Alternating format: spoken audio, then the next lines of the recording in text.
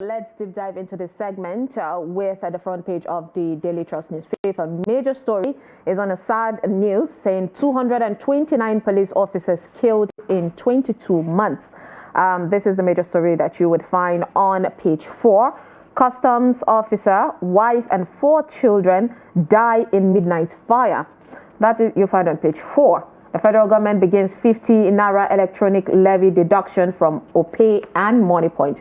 I think I've been receiving that for a while now from MoneyPoint. Manufacturing sectors decline evidence of hostile policies. This is according to MAN. Minimum wage workers short FCT, Kaduna, Nasarawa and others. Pupils writing exams are turned back in Abuja. Top of the page or below the headmaster, we see tax reform bills not to impoverish North. That's according to presidency. Borno to construct North's first metro rail network. Now, these are the stories that you would find on Daily Trust newspaper. All right, quickly, let's start deep dive into this. We have Dr. Theophilus Abba joining us as the Program Director of Daily Trust Foundation to dissect the front page. Good morning, Doctor. Good morning. Good morning. Good to have you. Doctor, let's talk about this sad situation of 229 police officers being killed in 22 months. This was something that was known, that was shared to us from Kaide Egbetokun. What's your take on that?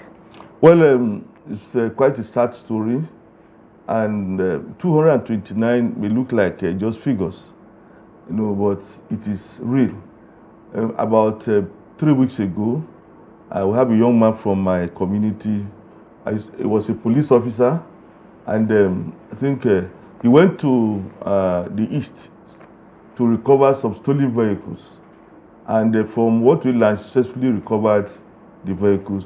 But while he was leaving the community, some guys, so-called vigilantes, who were like working for the person who stole the vehicle, we laid him, they ambushed him, and they killed him. That was about 3 weeks ago.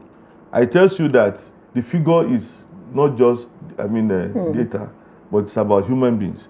This guy, he successfully carried out the operation because he made use of intelligence, a network. He was able to get the vehicle. He was able to take it from the guy who stole the vehicle. He got the vehicle, but while he was going, he was relayed and he was killed. And there are so many police officers who face such situation. You see a woman who say, "Oh, my husband was a policeman. He went for such operation. He didn't return. Bandits attacked them at their police station. It happened. He didn't. My husband did not survive." You have all this, and I'm thinking that this figure, actually be the reported cases. There may actually be so many of them that have not been reported. Indeed. So the challenge is that you see the police authorities know the crime situation in Nigeria, and they must prepare police officers, to deal with the situation. For instance, if you want a policeman to go and recover a vehicle from a volatile area, I thought that there shouldn't be a one-man operation. There should be other backup. There should be policemen that will back him up to say, okay, when you recover this vehicle from this location, there's a police station here. Station people who will say, okay, well, I've got this vehicle, I'm coming, please, raise a team that will protect me, so that this man will not be alone. Right. Most times we discover that we have few policemen who are carrying out operations, and they don't have the kind of equipment that they will need. For instance, the governor of Katsina State said something recently. He talked about a community, about 10 villages under bandit attacks, and he said that in those villages there were only how many policemen? Is it about 90? I think it was a limited number of policemen. Yes. And there were only 5 live weapons that they could use. Only about 5 of them. No, that's really scary. So you can imagine a whole community of with maybe, that.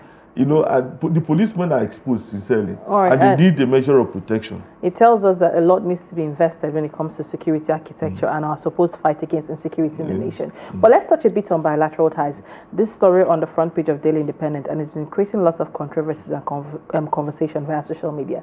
Nigeria looks to France after Trump's threats. We see that the president is going to France.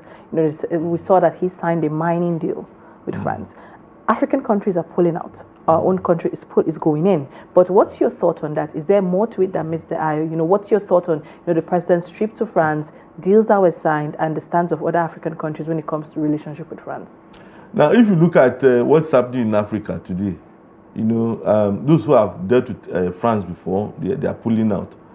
Chad, Niger, Mali, Burkina Faso, they are saying, we no longer, I want to have this relationship with you.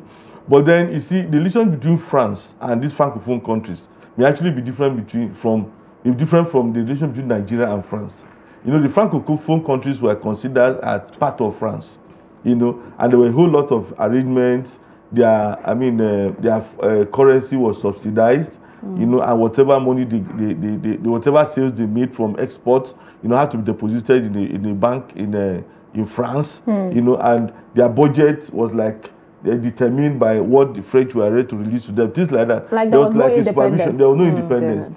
But in the case of Nigeria, I don't think we can get to that point to say, France will become a new colony. No, the issue with the mining sector in Nigeria, for instance, is that there are too many illegal miners. And no regulation. And these illegal miners, they go to communities, mine, use the worst of equipment, or even they can use modern equipment, but the people who extract do the main job are endangered. But if you look at how mining is done in other countries, there was a reporter I saw on CNN. Doctor, because of time, I know we have a lot of story surrounding, but do you think this would favor Nigeria? Well, it is negotiation. I don't think it is bad to have any deal with France.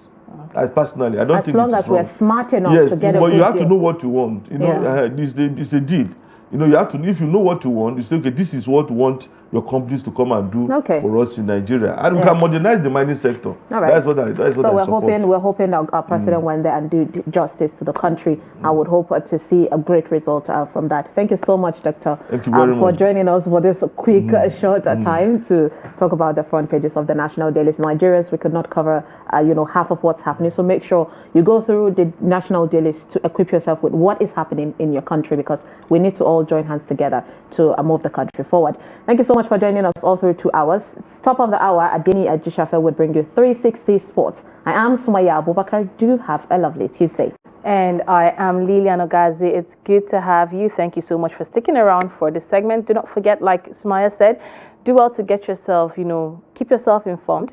Get your information from reliable sources. Verify that WhatsApp BC before you send it to someone else, and let's find a way to counter misinformation the best way we can. Go to the right website, get the right information at all times, and keep yourself informed. Do have a great Tuesday ahead.